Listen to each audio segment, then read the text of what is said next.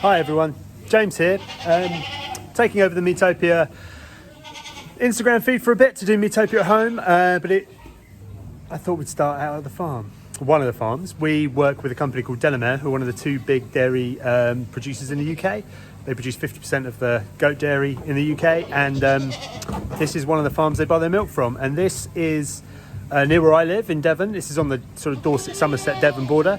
And as far as I'm aware, this is the first dairy farm in the whole of Europe to not euthanize any of its billies. And this is where we get our meat from.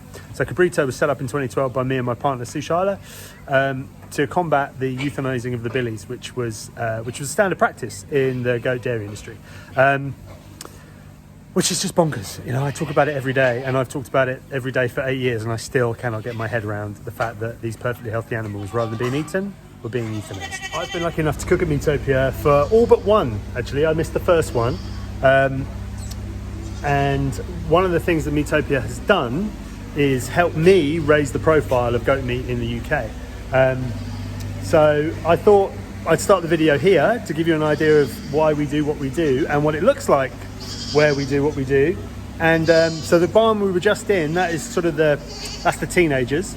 The farm I'm on has two sites. It has one for the young animals and one for the old animals, which is a biosecurity measure.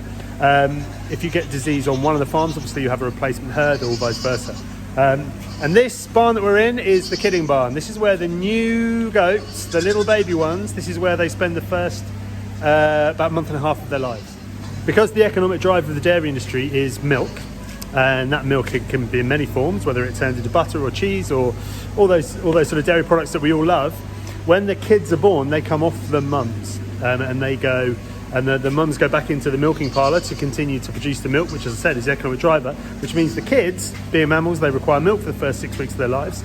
They have to be fed by that, which is a milk machine, like a powdered milk machine.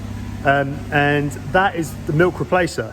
That milk replacer costs about 50p a day, which is a cost that an equivalent lamb of that age wouldn't have, because the economic driver of the lamb industry is more lambs. That's why goat meat is more expensive than lamb when you finally go to buy it. The discrepancy is about £60, and that's about the amount of milk that they drink in Vallington. So here we are, with a little guy. This is probably, I don't know, 10 days old, maybe a bit less than that. And before we came along and did what we did, these animals would have been euthanized. It's a perfectly healthy, perfectly lovely kid goat. I can feel its heart beating really fast on my hand. And it just would have been euthanized. And instead now they are reared for meat and put into the food system, which is the way it should be, which is the way it always has been. And I think one of the things that Meatopia has allowed us to talk about is the fact that dairy makes meat, and I think that's one of the things, one of the hidden issues of our food system that we just haven't really grasped. The dairy system exists to produce milk, but it also produces fantastic meat, which is why we exist. Isn't he lovely? Look at him, isn't he? So we've wandered up the road to the other farm. It's about 2 or 3 miles. This is where the adult stock are kept that produce the milk, and this is the milking parlour. So this is a rotary parlour. I can't remember exactly how many it gets on in each one. I think it's about 70 or 80. So what happens is they come up the ramp. They come up this ramp here, and they come into each of the units. On go can't remember what they're called either. And then it tells you, obviously it gives you an idea of how much they're giving out. They do one full revolution of the carousel. On the other side of the unit here, there is their food drops down, their ration for the day. They have ad-lib food as they wander around in the barns, but that is the one that gives them all the nutrition that they need in order to stay healthy. So they do one full revolution on the carousel, and then they drop off at the other side. So I thought it might be useful and maybe a little bit interesting for you to see sort of behind the scenes of what we do, rather than just the cooking. So as you've been out to the young ones, this is the older stock, the milking ones. You can see they're so inquisitive and so smart and just generally very lovely animals. So that's the sort of background to what we do and why we do it. And before this one completely eats my shirt, we should probably go back to my house and have a cookout in my back garden, where I'm going to be cooking So I stuck my head around the corner of the kidding shed, well, the maternity ward, and there is a goat in the process of kidding right now.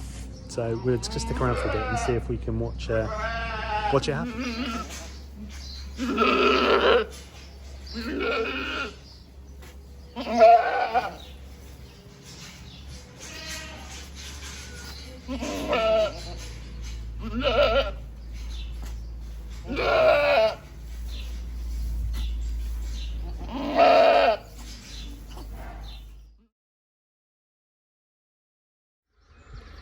Well, that was very exciting and a real bonus. Couple of beautiful kids born very easily. That was quite an experienced mother by all accounts, who'd had kids before, so it's all, as you saw, is a very natural process, very little interference.